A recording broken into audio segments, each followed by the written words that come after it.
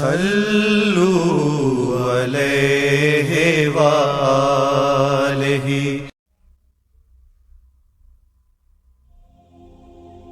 حضور صلی اللہ علیہ وآلہ وسلم نے فرمایا، تمام اعمال کا دار و مدار نیت پر ہے،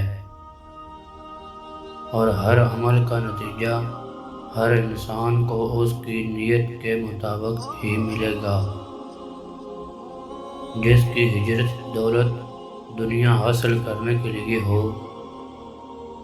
یا کسی عورت سے شادی کرنے کے غرض سے ہو، پس اس کی ہجرت ان چیزوں کے لیے ہوگی جن کے حاصل کرنے کی نیت سے اس نے ہجرت کی ہے۔